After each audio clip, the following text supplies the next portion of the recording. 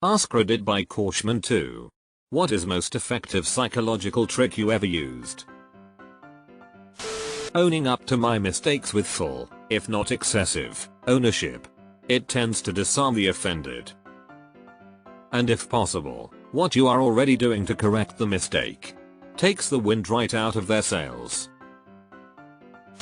One of my favorite tricks I use on myself is, when I can't sleep, I just curl into the most comfy position, close my eyes and pretend really hard that it's 6 AM and I have to get up.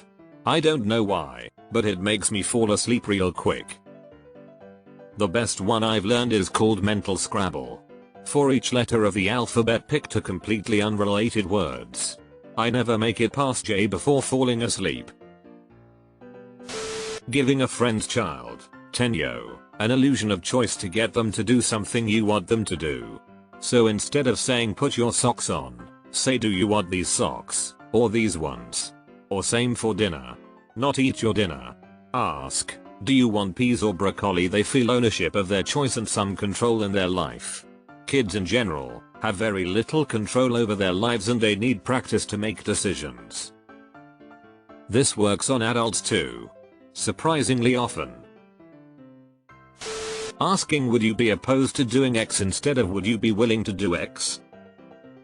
This is in a book I read by an FBI hostage negotiator. The reason it works is people love getting to say no without bad consequences. When my kids were younger, if I thought they were lying, I would ask them to stick out their tongue. They thought I could tell from the color of their tongue whether they were lying or not. In reality, it was that they would hesitate before sticking out their tongue that told me if they were lying or not. My mom used to make us say cabbage. If we were lying, we couldn't say cabbage without laughing. But if we were telling the truth, we'd be like cabbage. When getting a client's background, social services, and they bring up their kids, ask to see a photo or ask something that triggers a proud parent response. Accelerates the process of building trust. Interesting. One time my mom and I were at a bar. It was a birthday thing, and some guy obviously had too much and was trying to pick a fight with my dad, so my mom randomly asks him if he has kids and if so can she see pictures? Boom. You should have seen the shift from aggressive drunk to, this is my 3-year-old daughter, and I love her. It was like some sort of hack, and afterwards, she said she had read it somewhere. But totally defused his anger with parental instincts. Deleted. TikTok lol. I used this technique at university where I couldn't stand the thought of having to answer questions in front of a group of people. So if you find yourself in a group situation where someone, a leader, tutor, manager etc., is asking questions that must be answered and you want to avoid being picked so that you don't have to talk, then here is my tip. If the person locks eyes on you as they ask the question, then just as they are about to get to the end of their question, you break eye contact and look towards another person in the room and hold it. Their attention is diverted to that other person just as the question ends and the person they are now looking at feels compelled to answer. If however the person starts asking the question while looking at someone else, then look at that other person and hold it so you can't get suckered. Use it sparingly because if you do it enough on the same.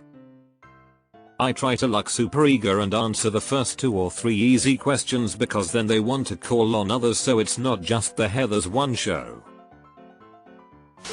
I have harnessed the power of positive reinforcement. Instead of focusing on what is wrong, I make a conscious effort to highlight and praise the positive behaviors or traits of others. This works so well with some people.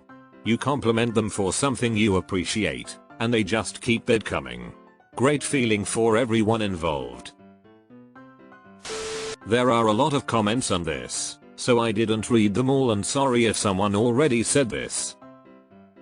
So I've had a lot of self-esteem issues and I read a book where the author said that maintaining eye contact gives the illusion that you are confident. So I started to practice that. Now I am confident and keeping an eye contact is easy. But when I started I was surprised how many times people told me you seem more confident. For those for whom eye contact is hard, you can fake it by looking at the spot between the other person's eyes. Not sure how well it actually works, but one good one is saying thank you instead of sorry. Like thank you for waiting instead of sorry for being late. It draws attention away from the negative. I do this too. I think it does help. If you say, sorry for being late, their emotional reaction is, yes, you were late and you owe me, but if you say, thank you for your patience, their reaction is, yes, I'm a good person for waiting patiently. They feel positively about themselves rather than negatively about you. Not a trick per se, but realizing that I am not my thoughts. Deleted. Actually this one came in my mind to avoid workplace drama and be well liked is to just compliment people behind their back. Yeah, anytime someone starts talking shit about another person, I either just smile and stay quiet or point out something good about that person if the shit talker is just pointing out a minor annoyance and venting.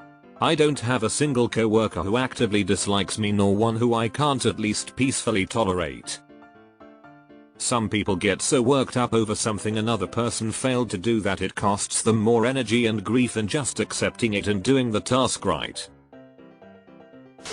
Offering food the dog won't eat to the cat. Dog eats food. When my younger dog is off doing his own thing, which usually is a precursor to him getting in trouble, and he won't come when we call, I'll just start talking to my older dog and giving him a ton of praise. The younger one magically appears. Telling people thank you for letting me know when they are critical or giving unsolicited advice. Totally throws them off. Here's a trick that works with my primary school class at school. Whoever does the best job at listening and following directions today will get to be the table cleaner at the end of the day means that now cleaning is a reward, and everyone wants to do it. When my kids were younger, under 10, I would say I need a helper instead of come set the table for dinner or some other chore. Every kid wants to be a helper but none want to be assigned a chore. Now they are teenagers and this doesn't work. When upset callers would rant and start to curse and yell, I'd interrupt with wow, I am really sorry that you feel you have to talk to me this way in order for me to help you. You don't, but I understand. I'll let you talk and then I am going to help you. I am sorry I interrupted you, you were saying? They would either apologize, chance their tone or hang up. I was fine with either one. That's actually pretty good. It disarms them and corrects them at the same time. If you want someone to like you, ask them for their opinion or help in something you know they are good at. People like to feel important and needed, so you fill a need by asking. So they automatically view you positively. It also opens them up. Even many shy people will open up if it is something they enjoy or are talented at. You meet some great people this way. Bonus, you can see how they treat people while in a position of authority, which will help you decide if you want to continue to build a relationship.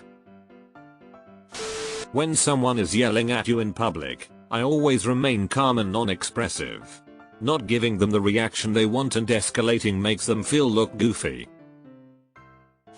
When I used to babysit my niece and nephew, I used to act all excited and tell them that there was officially no bedtime and that we were going to stay up all night watching TV and playing games. Without fail, they would fall asleep on the couch at their exact bedtime. This 100% does not work on my 6-year-old. I've tried when her dad was out of town. She ended up watching Bridgerton with me at midnight before finally passing out. Tell your kids that chores will be done after your nap and they will let you hibernate through the winter without any distractions. Facts. You guys can have electronics time while I sleep. The best naps. Using awkward silences to get what you want. Ask somebody for something. If they give you a reason not to give it to you, say nothing. Stand there and more often than not they'll give in and give it to you. Staying quiet and damp, being comfortable with uncomfortable pauses will take you far. Visualize the prize. Whatever the goal is, I mentally run through the process and visualize the best case scenario outcome. part of that is considering the worst case scenario, accepting the possibility, and continuing to visualize the best outcome. Are you okay while undergoing a painful shoulder procedure on that already painful area? I was actively in a mental space of visualizing running through a meadow of wildflowers, full speed on a warm summer day. Yeah, I'm just running through a meadow in my head until this is done. The medtech was really worried that I had passed out on the table and had the doc stop the procedure, which was jarring and painful. Now I warn people. It is like a very effective form of dissociation, I suppose. For good or bad, it works. Especially with breathing big. Okay, but is your shoulder well enough you can playfully run through a meadow? You can't tell me this story and not tell me if you got the goal or not. I worked at an insurance agency where a lot of customers were crabby or rude. I've rented in the area for a decade, so I've gotten familiar with all of the parks in town. I'd look at their address and say, oh, you live right by Kingston Park. I walk my dog there all the time. Their attitudes did a 180. They didn't want to be jerks to somebody they might encounter in real life. As a front desk worker in a clinic, I handle the vast majority of patients and client interactions. The patient may have to inform about his or her medical background, or else the administration would not file your records. In the past I had uttered, take a look and make necessary changes. They would put up a brick wall against that or just moan about it. Now when I say, it might sound, here are the instructions, all you have to do is to make the changes. Shouting it in this particular manner makes one think less of it and the respondents take the clipboard without a grunt. That was just a little. Asking them to double check for any mistakes that might have happened works pretty well too.